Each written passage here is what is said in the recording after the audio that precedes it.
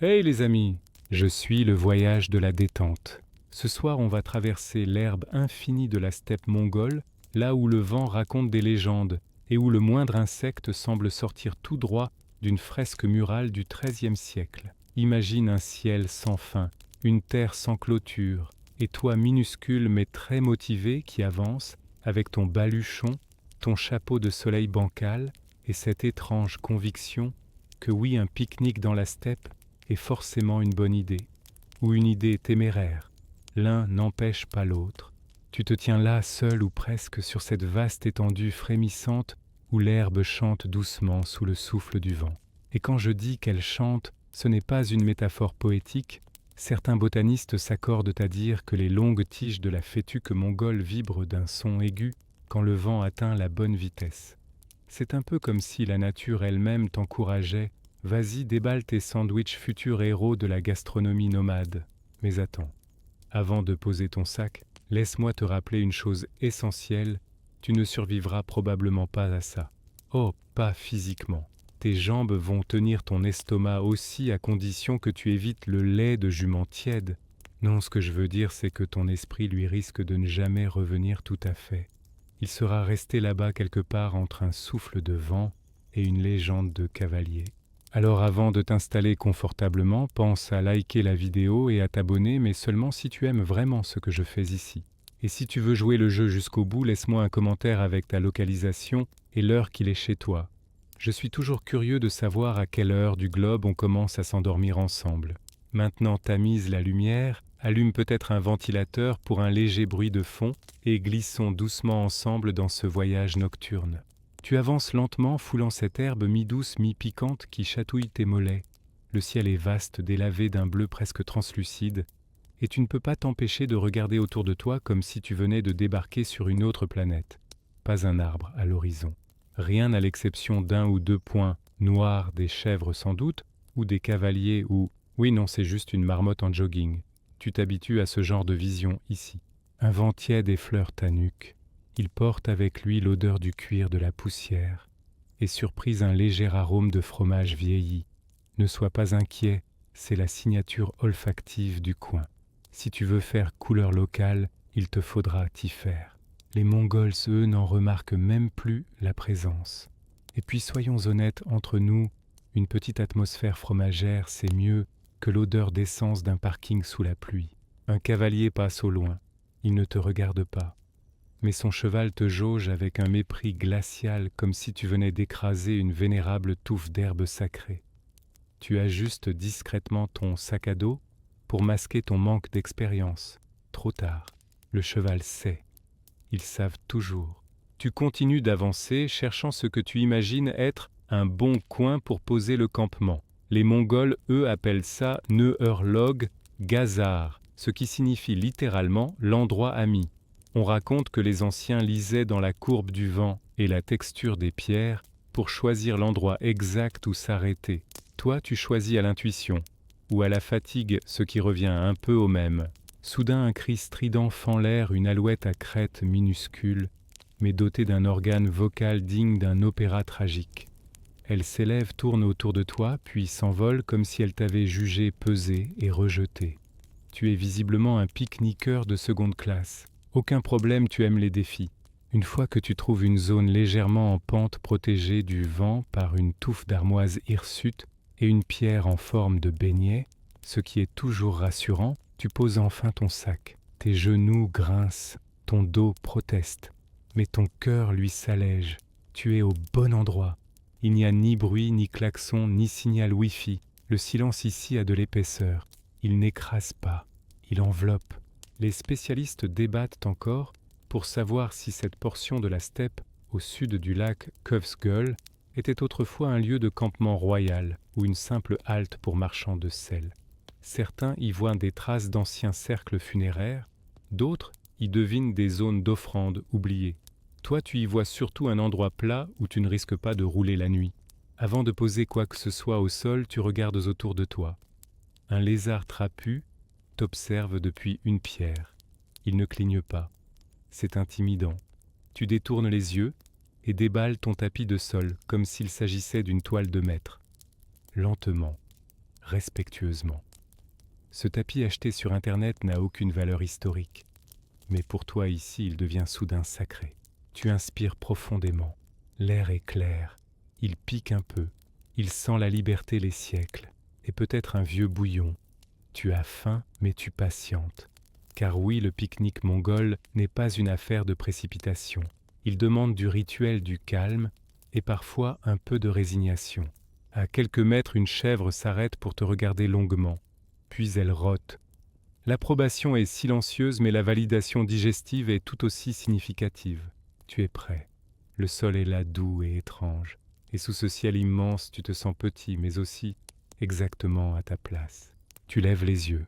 Le soleil descend doucement vers l'ouest, ce qui dans la steppe te donne environ 2 bonnes heures avant que le froid ne vienne se glisser sournoisement sous ton pantalon comme un esprit blagueur. Il est temps de choisir l'endroit parfait pour t'installer vraiment. Tu sais le coin, celui qui dit « Ici je peux m'asseoir sans regret, sans cailloux traîtres, sans moustiques sociopathes ». Mais dans la steppe, ce n'est pas si simple. Ce qui ressemble à un havre tranquille peut se révéler être la salle de bain d'un troupeau de chèvres ou une autoroute invisible pour fourmis carnivores. Tu te redresses baluchon en main et recommences à marcher, lentement. Tu tentes d'appliquer une sorte de protocole instinctif, pas trop près de l'eau, pas trop à découvert, pas sur une touffe d'herbe bizarrement trop verte, signe probable d'un ancien site sacrificiel ou d'une nappe phréatique prête à t'humidifier les fesses. Là devant toi, une petite dépression naturelle douce comme une paume ouverte. Elle semble t'appeler. Tu t'approches, vérifie la direction du vent. Important le vent. Les anciens nomades choisissaient leur campement en fonction de lui. Non seulement pour éviter que la fumée de cuisson ne te revienne dans les yeux, ce qui est déjà en soi une bonne raison, mais surtout pour que les esprits du vent ne s'agacent pas trop. Il paraît que certaines rafales mongoles portent des rumeurs vieilles, de 1000 ans, et de très mauvaises critiques sur les pique-niques mal organisés. Tu fais le test ultime, tu poses un mouchoir au sol. Il reste à plat. Parfait. Pas de bourrasque ou je mens ici. Tu fais un pas de plus et au miracle moderne, tu captes brièvement une barre de signal sur ton téléphone. Juste assez pour envoyer un message. Je suis en vie. Je mange bientôt du fromage dur au goût de sueur. Priez pour moi. Tu poses enfin ton tapis, ton vrai cette fois, celui qui a vu 3 festivals et un camping sous la pluie, et tu t'agenouilles. Pas trop vite. La terre est inégale, criblée de racines sèches et de galets pointus. Tu t'assois en tailleur, puis tu te relèves aussitôt, petit oubli technique. Le nid de scarabée sous ton postérieur te fait reconsidérer la paix intérieure. 2 mètres plus loin, tu poses à nouveau ton campement. Cette fois, ça colle. Littéralement un peu de sève sur le tissu. Mais c'est ton espace maintenant. Ce petit bout de steppe devient ton royaume. Et il est temps de sortir la nappe. Oui, la nappe. Dans la culture nomade, on ne mange pas n'importe comment. Même en pleine nature, même sans table Ikea ni playlist lo-fi, on respecte certains rituels. Tu déroules ta nappe à carreaux en plastique achetée en solde, ne mens pas, mais dans ta tête, c'est une étoffe brodée par une chamane aveugle. Il faut que la nappe soit orientée dans la bonne direction, c'est-à-dire vers le sud. Pourquoi le sud? Parce que c'est là que réside l'énergie vitale, selon les croyances anciennes. Et aussi parce que c'est là que le soleil va le plus longtemps, ce qui évite de manger dans l'ombre et de pleurer sur un yaourt gelé. Les anciens Mongols orientaient même leur yourte selon cette règle. Sud, croque et lumière, chaleur, protection. Toi, tu n'as pas de yourte, mais tu as ta nappe, et c'est presque aussi symbolique. Tu t'agenouilles encore une fois, et tu lisses les plis. Tu enlèves discrètement une brindille, un petit insecte, désolé ami coléoptère, et tu places au centre un objet symbolique, ton couteau suisse, rouge totem moderne de ton expédition. Voilà, la scène est en place. Même le vent semble ralentir pour contempler ton installation. Et là, évidemment, surgit le yak. Pas un troupeau, un seul. Un spécimen curieux, poilu, un peu boueux, les yeux pleins de sagesse bovine. Il s'avance tranquillement, mâche quelque chose d'indéfini, peut-être de l'herbe, peut-être le programme électoral d'un gouverneur déchu. Il te regarde, tu ne bouges pas. Moment de tension diplomatique. Puis il éternue, sur ta nappe. Et il repart avec l'indifférence méprisante d'un vieux sage qui a vu 1000 pique-niques ratés. Tu essuies la nappe du mieux que tu peux avec un torchon. Pas grave, ça fera une anecdote, celle du yak impromptu. Tu penseras à lui plus tard quand tu raconteras ton voyage autour d'un thé à la menthe bien loin d'ici. Un fait historique intéressant, on pense souvent que les Mongols vivaient toujours à cheval, mangeant en selle comme des centaures hyperactifs. Mais en réalité, ils s'arrêtaient souvent, dressaient des campements minutieusement organisés et prenaient le temps de manger ensemble, assis au sol, en respectant des codes très précis. Le centre du tapis, par exemple, était réservé aux mets les plus sacrés, souvent du lait, du beurre clarifié ou de la viande séchée. À la périphérie, les accompagnements, les objets utilitaires, les gobelets en corne. Le cercle, toujours le cercle. Tu regardes ta nappe et tu te dis que finalement, tu n'es pas si loin de leur geste. Même si bon, dans ton cas, le fromage emballé sous vide n'a pas tout à fait la même noblesse. Un débat anime encore les historiens aujourd'hui. Les Mongols pratiquaient-ils un système de repas commun obligatoirement hiérarchisé, ou bien existait-il des pique-niques plus égalitaires, notamment entre familles éloignées du pouvoir central? Certains archéologues trouvent des traces de vaisselle raffinée dans des campements très modestes, ce qui suggère que les rituels du repas traversaient les classes sociales. D'autres pensent que tout cela dépendait du prestige des invités.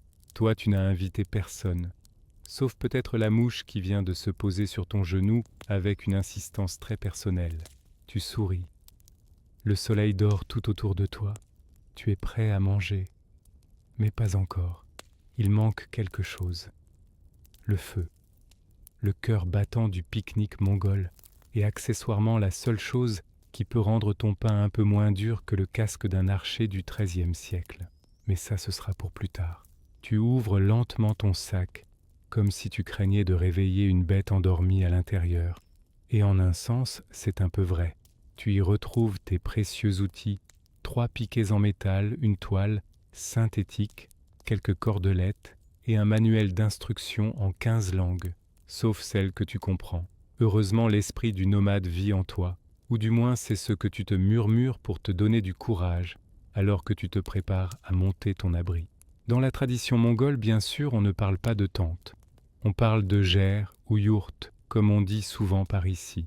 Une structure ronde, conçue pour résister au vent, au froid, au sable, aux chevaux maladroits, aux esprits farceurs et aux invités qui restent trop longtemps. L'installation d'une yourte authentique est un rituel à part entière, une chorégraphie ancestrale qui commence toujours par l'élévation du tonneau-l'anneau central du toit, soutenu par 2 piliers qu'on appelle bagana. L'ensemble est ensuite relié à des murs en treillis, recouverts de feutre de mouton compressé et fixé au sol avec une rigueur digne d'un ingénieur de la NASA sous stéroïdes. Toi, tu as une tente pop-up avec une fermeture éclair défectueuse. Mais pas question de renoncer à l'esprit du lieu. Tu te mets à l'œuvre. Tu plantes les 3 piquets un peu de travers, beaucoup de travers. Étends la toile comme tu peux. Le vent te donne un coup de main, ou plutôt t'en donne 3 d'un coup, en soufflant dans la mauvaise direction à chaque étape. Tu te retrouves rapidement en train de courir après ton abri, qui décide avec une liberté admirable de vivre sa propre aventure dans les herbes. Une fois rattrapée et domptée, avec l'aide d'un gros caillou et d'un regard autoritaire, la toile prend enfin forme. Elle n'a ni la noblesse d'une gère, ni la robustesse d'un abri de berger, mais elle tient debout, enfin, assise. Elle est là comme une méduse échouée. Tu es fier malgré tout, parce que dans ton petit théâtre improvisé, cette tente bancale, c'est ton bastion, ton cocon, ton poste d'observation sur l'infini.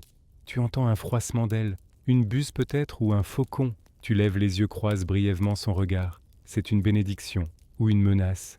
Difficile à dire avec les rapaces. Ils ont toujours l'air de savoir quelque chose que toi tu ignores. Tu installes maintenant l'intérieur. Un tapis fin, une couverture, plier une gourde, que tu places ma boisse avec soin, comme si elle allait juger ton sens de l'esthétique. Tu veux que tout soit bien organisé, même si tu sais pertinemment qu'avant la fin de la soirée, tu marcheras sur tes lacets et renverseras ton bol de bouillon. C'est la loi du pique-nique, le chaos est inévitable. Mais l'intention compte. Un fait historique, à ce propos, les Mongols n'étaient pas seulement des cavaliers redoutables, mais aussi des experts du campement rapide. On raconte que les armées de Gengis Khan pouvait te dresser des centaines de yourtes en 1 heure. Et non, ce n'est pas une légende. Chaque membre avait un rôle précis, une zone d'installation définie et un timing redoutable. Les espions chinois rapportaient que les tentes mongoles apparaissaient comme des champignons après la pluie, sauf qu'elles venaient avec des flèches, des chevaux et un sens très approximatif de la diplomatie. Tu de ton côté es un peu plus lent, un peu plus solitaire, mais tu ressens cette même satisfaction quand tu contemples ton petit camp. Il tient debout, il a une forme. Il a une âme un peu froissée, certes, mais une âme quand même. Mais une question se pose à laquelle personne ne t'a préparé ou posé tes affaires dans une tente ronde. Oui, c'est une énigme. Dans une tente carrée, tu poses dans les coins. Mais ici, pas de coin, que du cercle. Tu places ton sac au nord, ton oreiller à l'est, ta nourriture au centre. Puis tu changes d'avis. Puis tu fais un petit plan mental.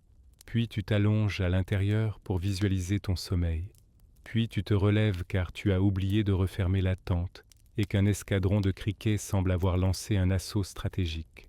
Tu prends une pause, tu respires. Tu te rends compte que tout est plus lent ici. Pas de bip, pas de notification, juste le bruissement de l'herbe et le son un peu sourd de ta tente qui émet un petit craquement à chaque rafale de vent, comme si elle respirait elle aussi.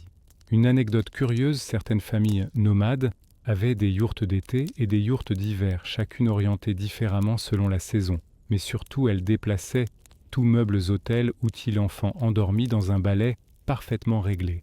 On a même retrouvé des plateaux de jeux intacts dans des sols gelés, preuve que les enfants reprenaient leur partie exactement là où elle s'était arrêtée, comme si l'interruption migratoire n'avait jamais eu lieu. Tu regardes ton jeu de cartes légèrement humide et tu souris. Même si tu perds une partie ici, elle restera dans le vent. Les spécialistes aujourd'hui encore débattent sur une question simple en apparence, les tentes mongoles étaient-elles toutes similaires ou adaptées aux statuts sociaux? Certains affirment que la richesse se lisait dans la qualité des feutres, la présence de tapis brodés, voire de petits meubles. D'autres pensent que la sobriété était la norme même pour les élites, car le luxe entrave la mobilité. Le débat fait rage dans certains cercles. Pas chez toi. Ton abri à 3 piquets parle plutôt d'une philosophie Ikea du vent, et c'est très bien ainsi. Tu jettes un dernier coup d'œil à ta tente. Elle est stable, elle est prête. Tu sais que tu y reviendras après le feu, après le repas, après la musique. Mais pour l'instant, elle est là comme une promesse silencieuse, tu as un refuge, même au milieu du vide. Et rien que ça, c'est déjà une victoire. Tu es maintenant prêt à passer à l'étape suivante, le moment sacré. Celui qui fait frissonner les anciens, hérisse les poils des chamans et déclenche chez toi un réflexe pavlovien de barbecue du dimanche dérouler la nappe. Tu sors le précieux tissu de ton sac doucement comme un magicien tirerait une étoffe enchantée de son chapeau.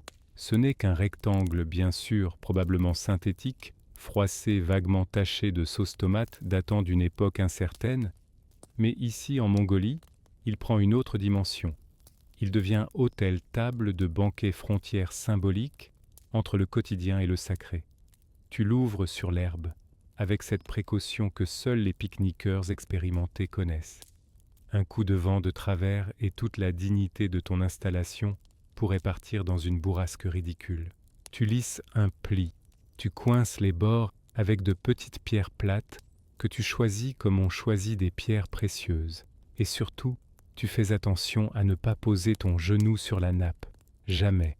Tabou absolu dans la tradition mongole. Car oui, les règles autour de la nappe sont nombreuses et parfois sévères. On ne marche pas dessus, on ne parle pas en mangeant de dos, on ne croise pas les jambes devant les plats. Certains de ces interdits datent de l'époque de Gengis Khan, où un geste mal interprété pouvait être vu comme un affront et se régler par un duel à l'arc à 10 pas. Tu jettes un œil aux alentours. Personne ne te regarde. Même la chèvre perchée sur la butte voisine semble avoir perdu tout intérêt pour toi depuis que tu as échoué à installer ton abri du premier coup. Mais tu respectes les règles quand même, par principe. Ou peut-être juste parce que ça te donne l'impression de faire partie de quelque chose de plus grand que toi. Tu places au centre de la nappe un bol en métal, vide pour l'instant, mais dans la symbolique mongole, ce bol représente l'abondance à venir. On raconte qu'un bol retourné attire la pauvreté. Un bol ouvert lui appelle les bénédictions. Alors tu le laisses là sagement comme une invitation. Sur ta droite, tu étales un torchon. À gauche, quelques petites friandises emballées. Rien de très traditionnel, certes difficile de faire passer les chamallows industriels pour des artefacts ancestraux, mais tu fais ce que tu peux avec ce que tu as. Le soleil glisse lentement derrière les collines herbeuses, et une teinte dorée envahit le paysage. C'est l'heure idéale, le moment doré. Celui que les nomades appelaient Nariin Tsag, le temps fin, car tout semble s'apaiser. Même les moustiques font une pause. Bref, c'est maintenant que tu réalises que tu es bien et que tu as faim. Tu t'agenouilles devant la nappe comme devant un autel païen. Tu sens la douceur de l'herbe sous tes doigts. Tu entends le bruissement du vent lointain comme une conversation entre collines. Et tu te demandes l'espace d'un instant si la nappe que tu viens d'installer ne serait pas aussi un genre de carte, une sorte de territoire mental sur lequel tu poses des objets qui sont autant de repères intimes qu'alimentaires. Un fait historique amusant les banquets mongols pouvait durer des heures mais toujours au sol. Pas de chaise, pas de table haute, pas de napperon. Le tout se faisait dans une certaine harmonie circulaire. Les plats tournaient, les bols s'échangeaient, et chacun mangeait dans le respect d'un code invisible. Même l'empereur, dit-on, s'asseyait à même le sol pour partager le bouillon avec ses généraux. Ce n'était pas de l'humilité, c'était la tradition. Un jour, selon une anecdote conservée dans les récits des voyageurs persans, un ambassadeur étranger aurait posé sa cuillère directement dans le plat central sans attendre l'invitation. Le silence aurait été tel que même les chevaux dehors se seraient arrêtés de mâcher leur foin. Depuis, on apprend aux enfants mongols à attendre le signal du plat, un petit hochement de tête, une parole simple. Ne jamais précéder le cercle. Toi, tu es seul. Tu peux donc faire comme bon te semble. Mais curieusement, tu hésites. Tu ressens presque la présence invisible des autres convives, les anciens, les cavaliers, les grands-mères au rire rauque. Tu les entends murmurer « Pose ton couteau du bon côté ». Alors tu t'exécutes. À droite le couteau, à gauche la cuillère. Tu t'autorises une petite flexibilité sur le sens du bol, mais tu fais mine d'y réfléchir. Et oui, tu as bien mis ton téléphone en mode avion, parce que là, dans ce coin de nappe sanctuarisé, aucun appel ne serait le bienvenu, sauf peut-être celui d'un chameau en détresse. Et encore, tu ajustes ta position. Pas de jambes croisées sur la nappe, pas de pieds pointés vers le centre. Tu t'assieds à genoux comme les anciens, avec une droiture un peu inconfortable mais pleine de noblesse. Tu te dis que tu vas tenir cette position au moins 5 minutes. Tu tiens 27 secondes. Tu t'allonges brièvement dos contre le sol et tu regardes le ciel immense, vide, parfait. Les spécialistes débattent encore pour savoir si le rituel de la nappe, et plus largement du repas en cercle, était strictement religieux ou simplement culturel. Certains y voient une résurgence du tangrisme, l'ancienne religion des steppes, où le cercle représente l'univers et le ciel éternel. D'autres y voient un simple souci d'égalité dans la disposition des convives, difficile à trancher. Surtout quand les principales sources disponibles sont des chroniques d'ambassadeurs perdus et des chants oraux, traduits approximativement. Toi, tu n'as pas besoin de débat. Tu ressens quelque chose, une stabilité, une boucle fermée, un calme. La nappe est là. L'herbe s'immobilise. Le ciel rougit doucement. Et tu es prêt. Enfin, presque. Il manque encore le feu. Et là, les choses sérieuses vont commencer. Tu regardes ton petit campement avec satisfaction. Tente bancale, nappe solennelle, bol bien placé. Il ne manque plus que le feu. Et là, les choses se compliquent.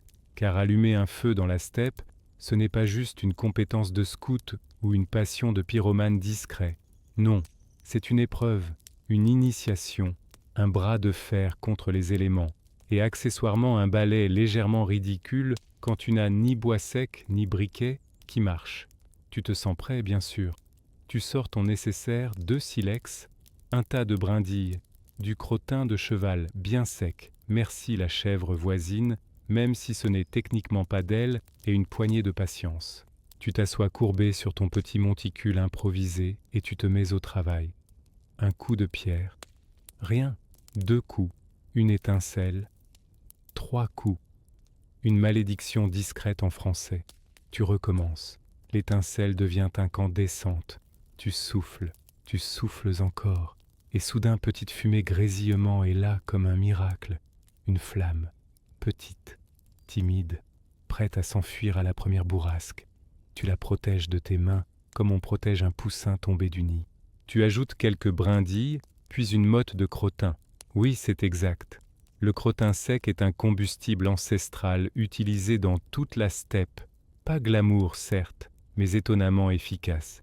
Et au moins, il ne sent pas aussi fort que ce que ton imagination occidentale voulait bien te faire croire. Il fume un peu, mais il tient, il brûle, et il crépite avec une lenteur rassurante. Un fait historique fascinant les Mongols, ne transportait-on pas de bois? Impossible vu leur style de vie nomade et les vastes zones dépourvues d'arbres qu'ils traversaient.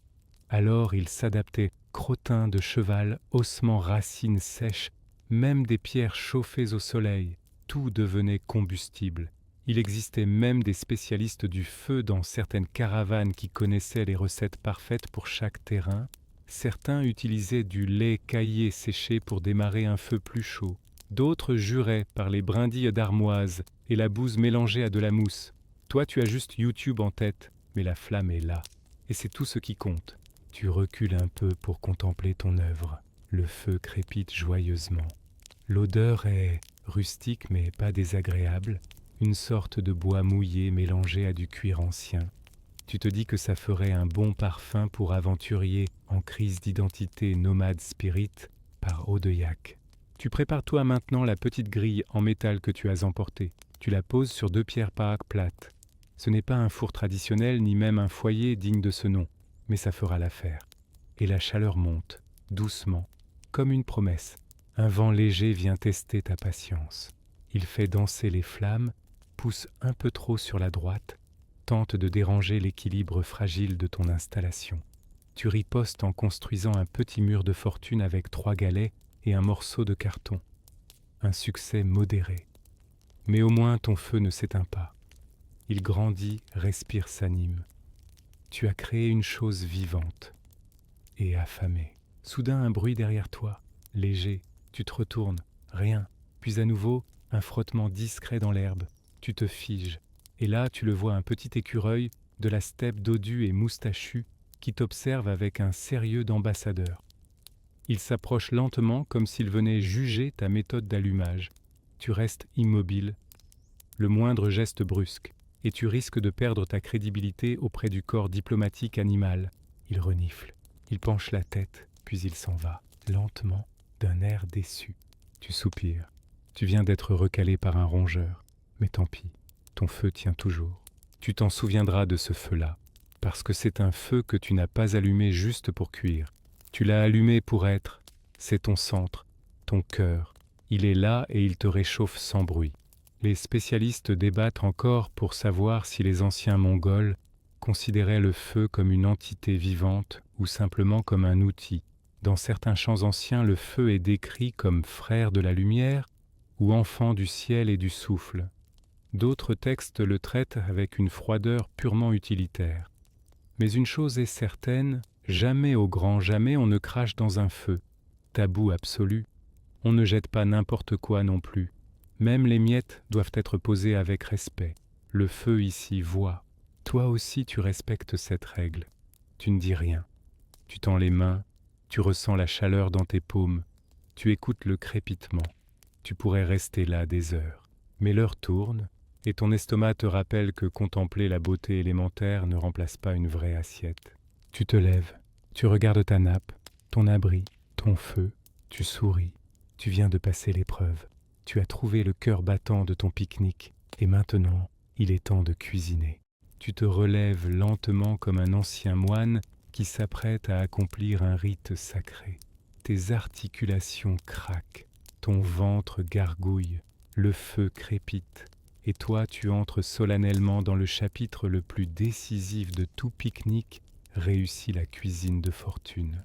Tu ouvres ton sac à provisions, ce vieux tote bag en coton, décoré d'un lama souriant que tu prétends ironique mais que tu aimes un peu trop. À l'intérieur, tu retrouves un assortiment d'objets improbables, un couteau suisse, 2 œufs, soigneusement emballés dans du papier bulle, on y croit un paquet de nouilles instantanées, un petit saucisson sec, un sachet de thé au beurre rance, hommage local, et une boîte mystérieuse étiquetée fromage à pâte courageuse. Tu poses tout ça devant toi avec la solennité d'un chef 3 étoiles. La nappe est ton plan de travail, la grille ton piano de cuisson, le feu ton assistant bouillant. Tu inspires, tu t'imagines. Filmé par une équipe documentaire, Le Dernier Chef Nomade, épisode 1. Et tu commences. D'abord l'eau. Tu remplis ta petite casserole en métal cabossée avec de l'eau filtrée de ta gourde. Tu la poses sur la grille. Elle reste là, immobile, silencieuse. Quelques secondes passent. Puis un petit frémissement, puis un bouillonnement discret. Victoire. Tu ouvres ton sachet de nouilles instantanées. Pas très traditionnel, certes. Mais dans l'esprit mongol, l'adaptabilité est une vertu. Et tu te dis que si Gengis Khan avait connu les nouilles au bœuf épicé déshydraté, il aurait peut-être conquis moins de continents, mais il aurait mangé chaud plus souvent. Tu verses le contenu dans l'eau. L'odeur monte. Elle est réconfortante, un peu chimique, mais étrangement bienvenue dans cet environnement où tout sent le cuir, le vent et l'histoire.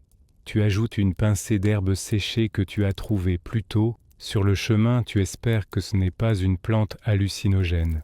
Tu verras bien. Puis vient le tour des œufs. Tu les casses avec précaution. Le premier glisse sans accroc dans la casserole.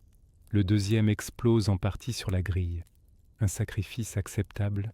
Tu te dis qu'un jour on écrira une chanson en son honneur, ode à l'œuf tombé du côté brûlant de la vie. Tu remues doucement. Tu te sens bien. Le vent caresse ta joue, le feu réchauffe tes jambes, et l'odeur d'un repas simple, chaud, improvisé envahit l'air. Tu as créé quelque chose avec presque rien. Et ça, c'est le cœur de toute cuisine nomade.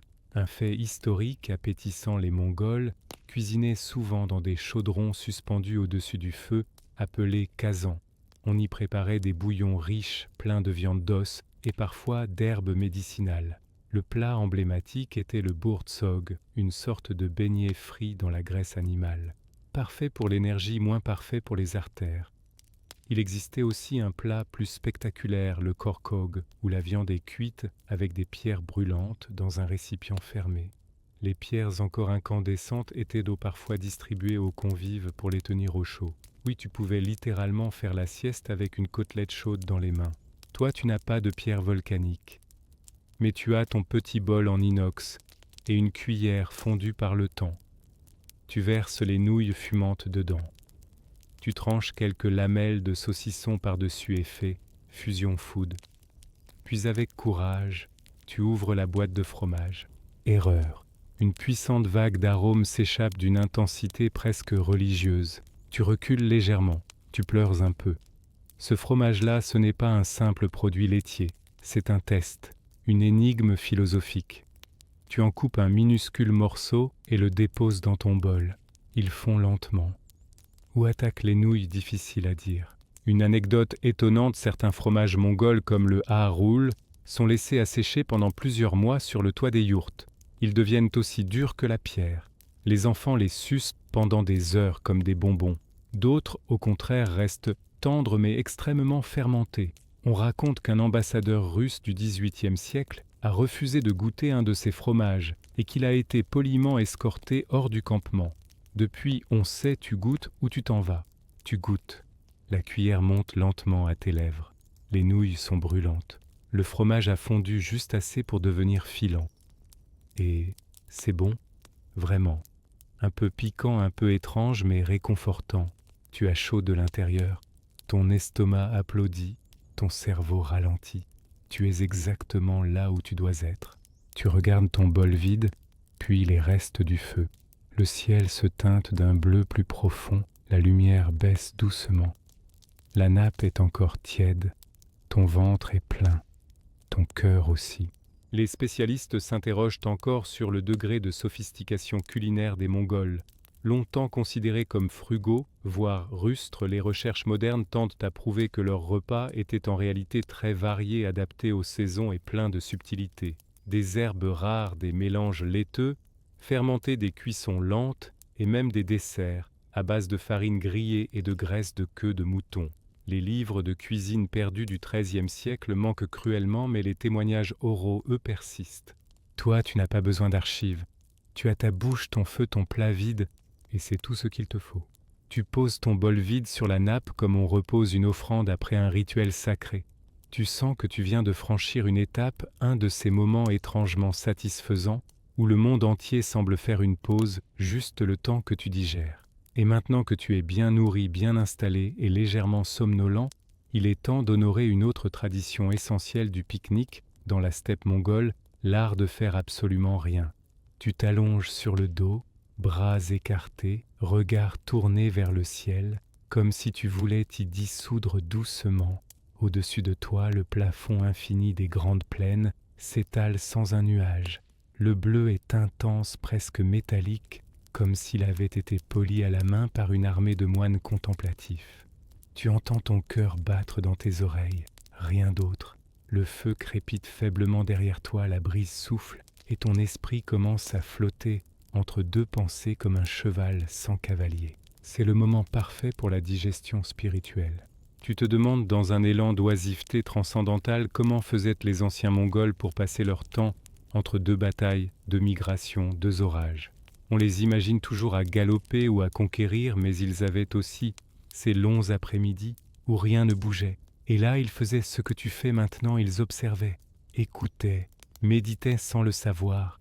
Certains sculptaient un os, d'autres fredonnaient, mais surtout, ils laissaient le monde tourner sans eux un moment. Un fait historique éclairant chez les peuples des steppes, l'oisiveté n'était pas considérée comme un défaut, c'était une phase, une respiration du monde. Un cheval au repos était un cheval en bonne santé, un guerrier immobile, un guerrier vivant. Il n'y avait pas de honte à ne rien faire, seulement du bon sens. On appelait cela amar, un mot qui signifiait à la fois paix, repos et parfois même vide fécond. Tu n'es pas certain d'avoir atteint ce niveau de sagesse intérieure, mais au moins tu ne fais rien, et tu le fais très bien. Un bruissement te sort de ta torpeur. Tu ouvres un œil. Une marmotte te regarde fixement depuis un rocher. Elle est ronde grise avec un air vaguement suspicieux, comme si elle évaluait tes compétences en relaxation. Elle reste là quelques secondes, puis disparaît dans un trou, avec l'élégance d'un acteur de théâtre après son monologue. Tu souris. Tu viens de passer l'épreuve du regard marmottesque. Ton corps commence à s'enfoncer légèrement dans l'herbe. Tu sens les irrégularités du sol, une racine ici, une petite pierre là, et cette étrange sensation que ta hanche dialogue avec la terre. Tu ne résistes pas. Tu entres dans une zone de conscience brumeuse à mi-chemin entre la sieste et la rêverie éveillée. Tu repenses à ton installation, à la nappe toujours étalée, au feu réduit maintenant à quelques braises rouges, à la tente calme et silencieuse, et tu comprends que le pique-nique mongol ne se limite pas à manger, c'est un état, une bulle. Tu songes à cette anecdote racontée par un voyageur suisse au XIXe siècle qui avait rejoint une caravane mongole durant plusieurs semaines.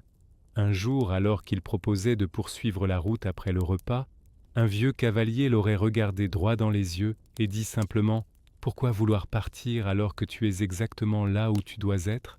Le Suisse n'aurait pas compris. Toi maintenant un peu plus. Tu fermes les yeux et tu n'entends plus que le bruit du vent dans les herbes longs fluides comme une chanson sans fin. Le feu gémit parfois comme un vieux chien qui rêve. Et toi, tu flottes. Un peu entre les siècles, un peu hors du temps. Les historiens débattent encore de l'importance réelle de ces pauses prolongées dans la vie quotidienne mongole. Certains y voient des moments stratégiques pour reposer les montures et préserver les ressources.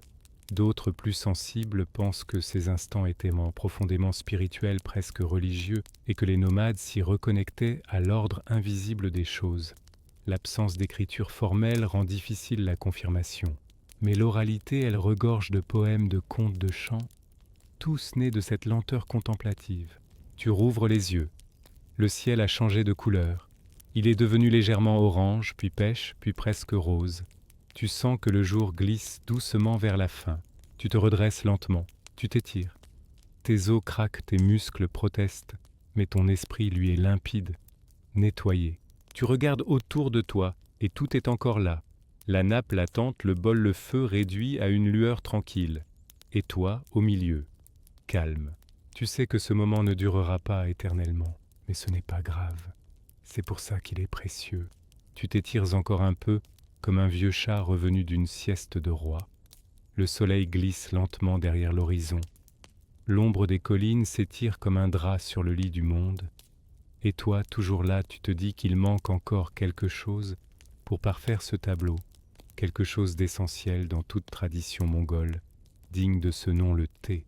Mais attention, pas n'importe lequel. Ici, le thé n'est pas une simple boisson chaude, c'est un acte, un baume, une conversation silencieuse entre toi et l'univers. Tu te relèves avec lenteur, presque cérémonialement, et tu vas chercher ta petite casserole cabossée. Il reste encore un peu d'eau dans ta gourde. Tu verses, tu poses sur les braises mourantes, et tu attends que les bulles murmurent. Tu ouvres ton sachet. À l'intérieur, un mélange étrange que tu as trouvé dans une petite boutique prétendument spécialisée dans les infusions d'Asie centrale. Le genre d'endroit où les étiquettes sont écrites à la main et où tout coûte soit 3 €, soit 48.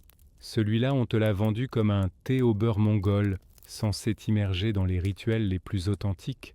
Tu n'étais pas certain, mais tu l'as acheté. Aujourd'hui, tu l'ouvres. Et l'odeur est différente.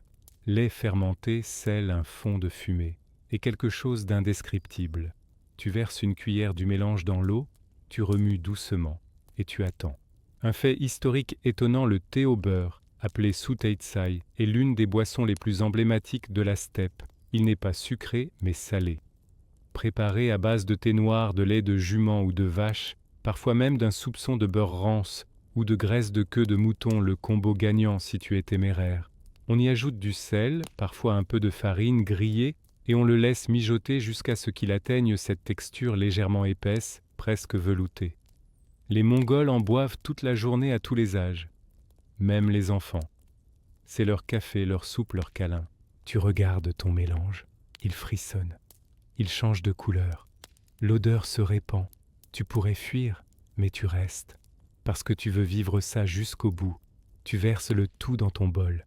Tu le tiens entre tes mains, tu souffles doucement, tu goûtes, et là, surprise, ce n'est pas mauvais, c'est même bon, enfin, intéressant, un goût rond salé, lacté, presque fumé. Ce n'est pas une boisson, c'est un paysage liquide, un résumé de la steppe en quelques gorgées. Tu sens la chaleur te remonter dans la gorge, jusque dans ton crâne. Tu as envie de réciter un poème, ou d'apprivoiser un cheval. Tu t'assieds de nouveau sur la nappe, ton bol à la main. Tu regardes le ciel s'assombrir, et c'est là que tu l'entends. Une voix, douce, lointaine, chantante. Elle monte de la vallée comme portée par le vent. Tu te figes, tu écoutes. C'est une mélodie, un chant de gorge. Pas un enregistrement, pas un haut-parleur. Une vraie voix humaine ancienne. Tu te lèves tout doucement, tu scrutes l'horizon. Et là-bas, sur une colline, tu distingues une silhouette, un cavalier peut-être, ou un berger, assis seul, et il chante. Les vibrations sont profondes.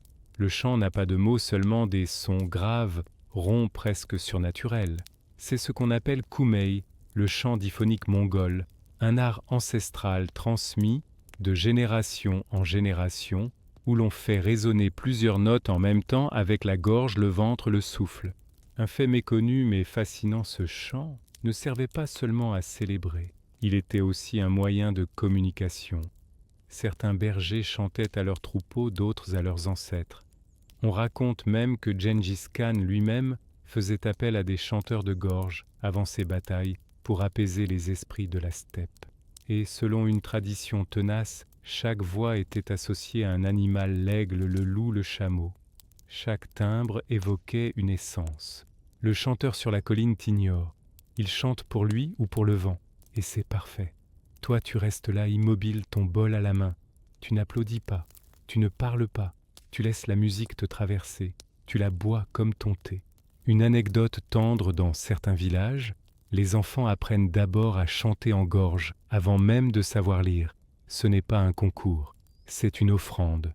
Chanter ici, c'est dire au monde qu'on existe sans bruit, sans égo. Juste des vibrations dans l'air. Tu fermes les yeux, tu n'entends plus que cette voix, ce feu qui finit de mourir, et le bruit de ton cœur qui ralentit.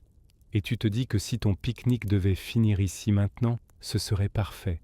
Mais il reste encore une soirée entière, une étoile à regarder, une brosse à dents à retrouver. Et peut-être, une surprise ou deux, la voix s'éteint.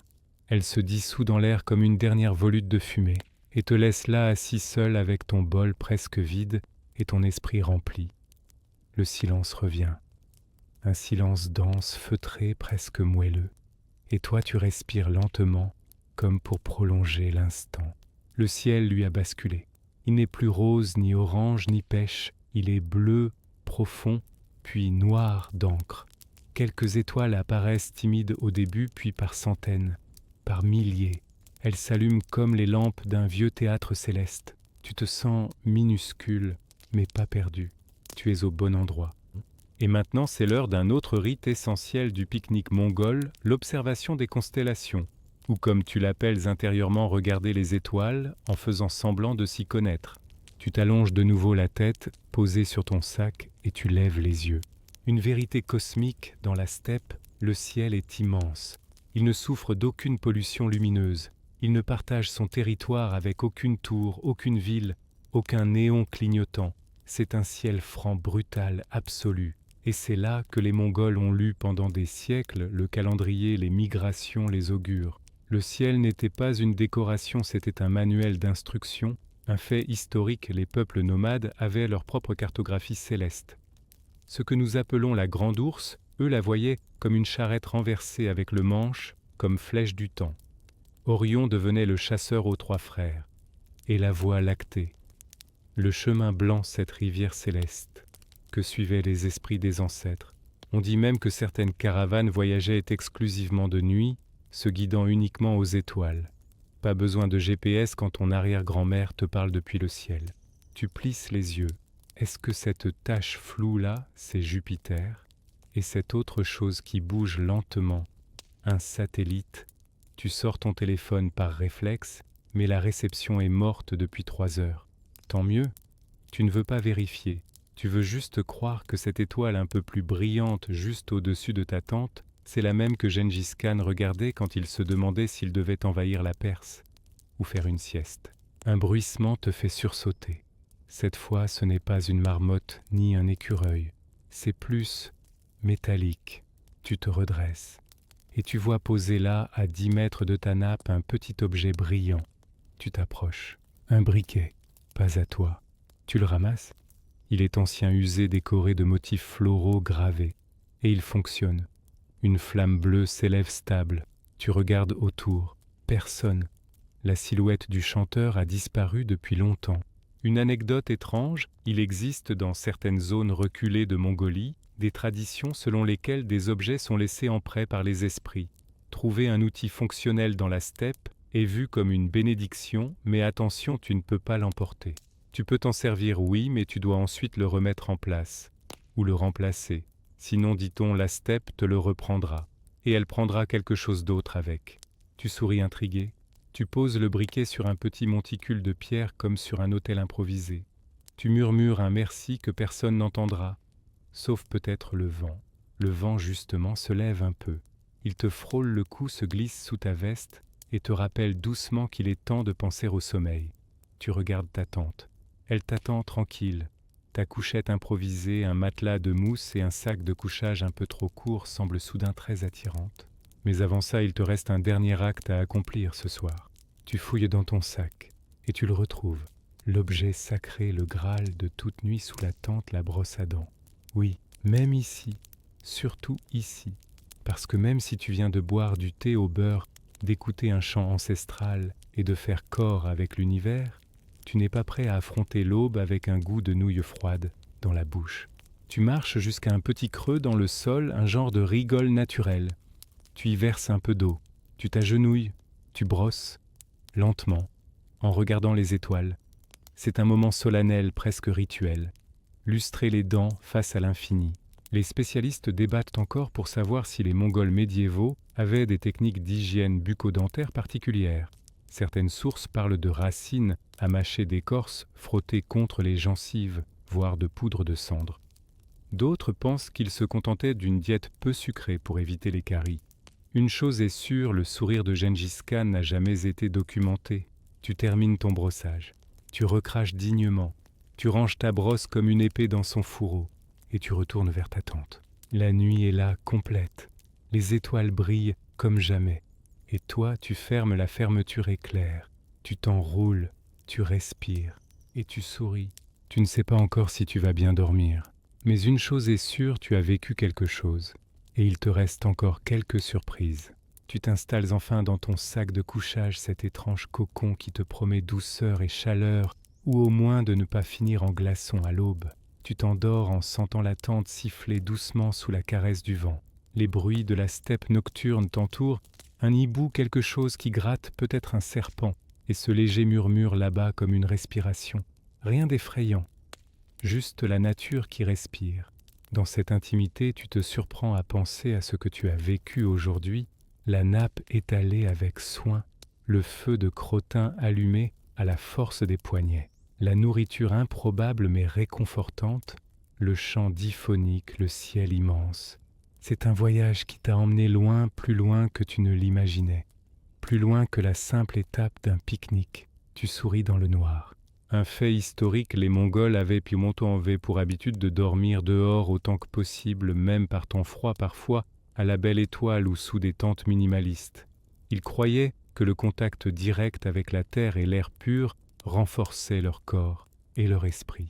Dormir en tente était plus un luxe, surtout pour les chefs et les élites, mais le nomade classique n'hésitait pas à s'adapter à ce que la nature offrait.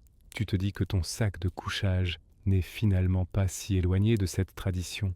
Un curieux petit détail que tu as appris en chemin, certains guerriers mongols portaient une petite pierre chauffée dans une poche de leur veste pendant la nuit pour garder leurs mains chaudes sans allumer de feu. Tu te demandes si ça marche, mais à vrai dire, tu n'as pas vraiment envie de tester ça en pleine nuit. Trop froid. Tu fermes les yeux et tu laisses ta respiration se faire plus lente, plus régulière. La tension de la journée fond remplacée par un calme profond. Tu entends les battements de ton cœur un peu plus forts, peut-être comme un tambour qui raconte une histoire ancienne. Une histoire de chevaux de steppes infinis de guerriers et de nomades. Les spécialistes discutent encore du rôle précis que jouait le sommeil dans la culture mongole. Était-il sacré, profondément lié aux rêves prophétiques ? Certains chamans affirment que les rêves étaient des portes ouvertes vers d'autres mondes, des visions à décrypter pour guider la tribu. Le sommeil en ce sens n'était jamais un simple repos. Tu n'es pas certain d'avoir fait de rêves prophétiques cette nuit, mais l'idée te plaît. Juste avant de sombrer complètement, tu as ce dernier sourire. Parce que malgré les maladresses, les imprévus, les erreurs de parcours, tu as réussi. Tu as vécu un pique-nique dans la steppe mongole. Un vrai. Alors avant de t'abandonner au sommeil, tu répètes doucement dans ta tête « Merci Genghis Khan, merci steppe, merci feu et étoile ». Tu n'es pas prêt à conquérir un empire, mais tu es prêt à conquérir ta nuit. Tu ouvres doucement les yeux. La lumière est encore faible, presque timide, mais elle danse déjà sur les parois de ta tente. Tu sens la fraîcheur de l'aube s'insinuer dans l'air. Tu inspires profondément. C'est un nouveau jour. Un autre chapitre de ce voyage dans la steppe. Tu sors lentement de ton sac de couchage. Tes muscles protestent un peu, rappelant la danse des mouvements d'hier entre feu, vent et contemplation. Tu t'assois la tête encore lourde de sommeil et de rêves flous. Mais aujourd'hui, une nouvelle tâche t'attend, le nettoyage du camp. Parce que même le parfait nomade doit laisser sa trace la plus légère possible. Tu te souviens de ce conseil entendu quelque part, un mantra nomade ? Ne prends que des souvenirs, ne laisse que des empreintes. Et tu comprends que cela vaut aussi pour ton pique-nique. Pas de déchets abandonnés, pas de traces visibles, rien. Juste la steppe telle qu'elle t'a accueilli. Un fait historique essentiel, les Mongols avaient une relation complexe mais respectueuse avec leur environnement. La nature n'était pas un décor passif, mais un partenaire parfois rude, parfois généreux. Ils pratiquaient un équilibre fragile entre la chasse, la cueillette et la préservation des ressources. Les caravanes suivaient des routes précises pour éviter d'épuiser les pâturages. On raconte même que certains chefs ordonnaient des périodes de repos strictes pour certaines zones, presque comme des sanctuaires naturels temporaires. Tu commences donc par rassembler les déchets éventuels. Rien de spectaculaire, juste quelques emballages, un peu de papier, un bout de ficelle. Tu les places soigneusement dans un sac que tu as emporté, exprès, oui, Tu es ce genre de campeur. Tu fouilles ensuite le camp. La nappe, la tente, la grille, la casserole, tout est bien là. Tu prends le temps de secouer la nappe, d'enlever quelques brindilles, puis tu la plies avec soin. Tu ranges tout dans ton sac méticuleusement en te promettant de ne rien oublier, ni ici ni jamais. Une anecdote insolite, on raconte que certains groupes mongols avaient des gardiens de la terre, des personnes chargées de veiller à ce que les camps soient au propre, que les troupeaux ne laissent pas trop de traces et que les rituels de purification soient respectés avant le départ. Ces gardiens étaient parfois redoutés autant que respectés car ils représentaient l'ordre et la loi de la nature. Tu te demandes si tu pourrais toi aussi devenir gardien d'un bout de steppe, même symboliquement. Tu jettes un dernier regard autour de toi. Rien ne dépasse. Tout est prêt à disparaître dans le souffle du vent. Mais avant de plier bagages, il te reste une dernière étape, le rituel du départ. Les Mongols n'avaient pas simplement l'habitude de partir, ils quittaient le lieu. Il y avait un cérémonial, une manière de dire au revoir. On ne s'en allait pas en courant ou en claquant la porte. Non, on déposait un petit quelque chose, une offrande, une prière, parfois un morceau de nourriture ou une pierre particulière. C'était une manière de remercier la terre pour son accueil, de lui promettre un retour ou simplement de lui confier un peu de respect. Tu te mets à chercher quelque chose d'assez symbolique dans ton sac. Tu trouves un petit caillou lisse et froid que tu avais ramassé sans trop savoir pourquoi. Il te semble parfait. Tu le déposes délicatement au sol près de ta tente. Tu fermes les yeux un instant, prends une profonde inspiration et murmures un à bientôt que le vent emporte aussitôt. Tu es prêt, prêt à reprendre la route, prêt à te fondre à nouveau dans la steppe et surtout prêt à garder ce moment au chaud dans ta mémoire comme une flamme vive. Le sac sur l'épaule, tu prends le temps d'un dernier regard. La tente se replie doucement, les braises sont froides, la nappe soigneusement rangée. Tu avances vers l'horizon, chaque pas résonne dans la quiétude retrouvée. La steppe s'étend devant toi, vaste et silencieuse, un tapis d'herbe ondulante sous le vent qui chante sa mélodie éternelle. Tu te souviens des chevaux des yourtes du champ de gorge, et même de ce fromage particulièrement mémorable. Chaque souvenir s'imprime dans ton esprit comme une peinture de maître, les couleurs, les odeurs, les sensations, tout est vibrant. Un fait historique fascinant, les Mongols voyageaient souvent en caravane accompagnés de bergers, de musiciens, de chamans et de conteurs. Ces groupes n'étaient pas que des forces militaires, ils formaient de véritables communautés vivantes, mobiles, pleines d'histoires, de rires et de traditions. Chaque halte, chaque repas, chaque nuit, sous la tente était une célébration simple mais profonde de la vie nomade. Tu marches. La steppe avec sa lumière rasante et ses collines douces semble te parler. Elle te rappelle que le monde est grand mais que toi aussi tu fais partie d'un tout. Tu aperçois une source petite, discrète, presque secrète. L'eau y est claire, pure. Tu t'arrêtes, plonges tes mains bois. L'eau est fraîche, vivante. Tu fermes les yeux un instant, savourant ce cadeau de la nature. Une anecdote surprenante, certains anciens Mongols considéraient ces sources comme sacrées, des portails vers l'esprit des ancêtres. On y déposait parfois des offrandes, une plume, une poignée de terre, un petit morceau de laine, pour honorer la mémoire des aïeux et demander protection. Tu ne fais rien d'aussi cérémonieux, juste un simple merci silencieux. Tu reprends ta route, le sac un peu plus léger, le cœur un peu plus plein. Les spécialistes débattent encore sur l'influence précise de ces modes de vie nomades sur le monde moderne. Certains voient dans la mobilité des Mongols un précurseur des idées contemporaines de liberté, d'adaptabilité et d'écologie. D'autres soulignent les limites de ce mode de vie face aux défis contemporains. Quoi qu'il en soit, ce que tu as vécu ici dans ce pique-nique au cœur de la steppe est un fragment de cette histoire mouvante. Alors tu avances, le vent dans les cheveux, le regard tourné vers l'infini, et tu sais que tu peux revenir, que la steppe t'attendra. Le soleil s'élève doucement, caressant la steppe d'une lumière dorée presque magique. Tu avances ton sac sur l'épaule, chaque pas rythme ta respiration calme. Tu te surprends à observer les petits détails, une fleur sauvage, le chant d'un oiseau, la courbe d'une colline. Ces choses simples, souvent oubliées, deviennent tes compagnons de route. Tu te rappelles la longue histoire de ces terres foulées par des milliers de générations de nomades. Leurs récits se mêlent au vent et à la poussière, et parfois, si tu écoutes bien, tu peux presque les entendre murmurer à travers les herbes.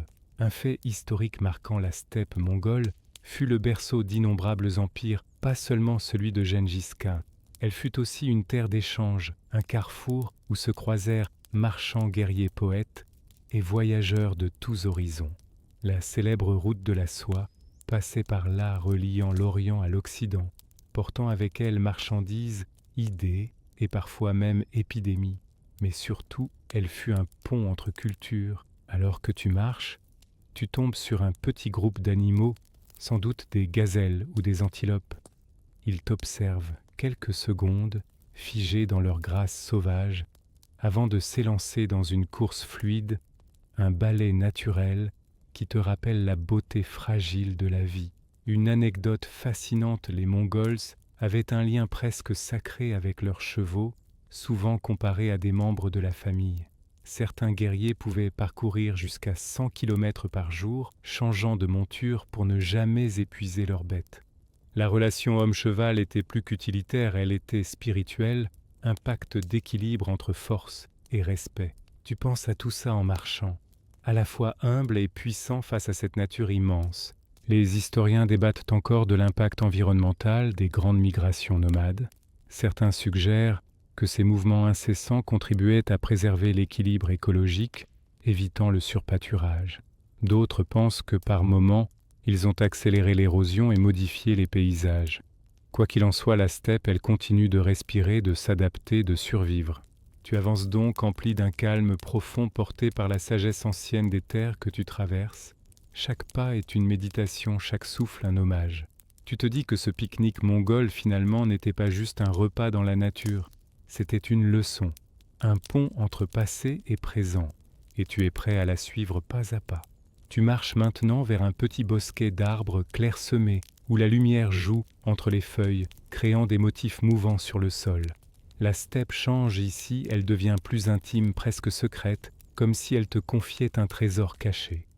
Tu t'assois sur une pierre lisse, respirant l'air chargé d'arômes de terre et de résine. Tu repenses à tout ce que tu as découvert depuis le début de ce voyage, les repas, les chants, les rituels, les silences.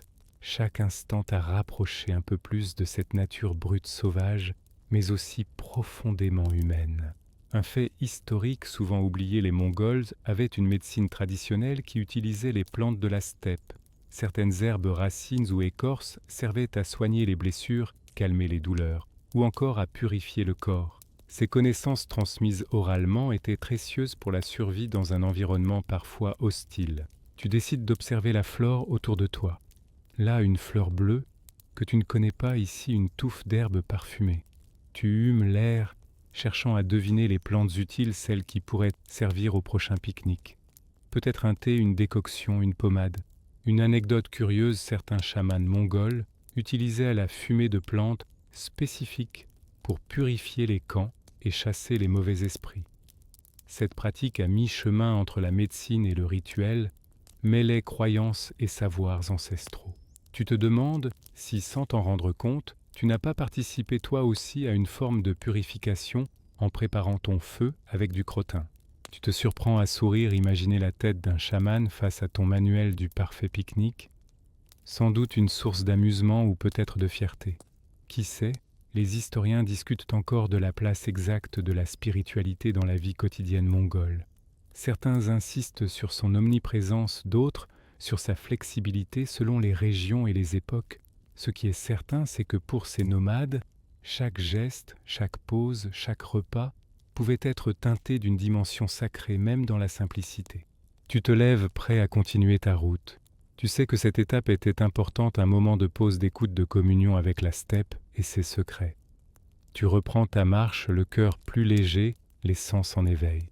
Tu sais que bientôt ce voyage touchera à sa fin, mais aussi que les images, les sons, les saveurs resteront avec toi comme des étoiles dans ta mémoire.